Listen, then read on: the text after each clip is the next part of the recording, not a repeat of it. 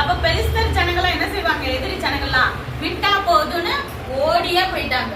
அப்ப வந்துட்டு அவன் கையிலேயே அந்த தலைய வச்சுக்கிட்டே தாவீது என்ன செய்யறான், அப்படியே எல்லாத்தையும் காமிச்சுக்கிட்டே பயங்கர பலசாலியா நடந்து போறான். சரியா? இதுல நம்ம என்ன கத்துக்கிறோம்னா, இப்ப வந்து அவ்வளோ பெரிய ஆளை இப்ப சாதாரணமா ஒரு ஷார்ட்டா ஒரு மீடியமான வயசுல அவனுக்கு யுத்தத்தை பத்தி ஒண்ணும் தெரியாது, ஒரு ஆளை கூட ஆட்களை கொண்டதில்ல, கரடி சிங்கத்தை கொண்டிருக்கான். அவனால ஜெயிக்க முடியுமா? முடியாது. ஆனா அவன் எப்படி ஜெயிச்சானா, விசுவாசமா இருந்தான். அவன் சின்ன வயசுல இருந்தே தேவன் மேல ரொம்ப நம்பிக்கையா இருப்பான், ரொம்ப நம்பிக்கையா இருப்பான். எப்பயும் தேவன்கிட்ட பேசிக்கிட்டே இருப்பான், துதிப்பான். அப்ப அவனுக்கு பரிசுத்தாவினால நிறைஞ்சிருந்தான்.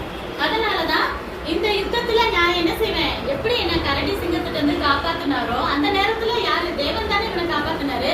அதே போல கோலியாத்தை கொல்லும் போது ஏன் கூட தேவன் இருப்பார்.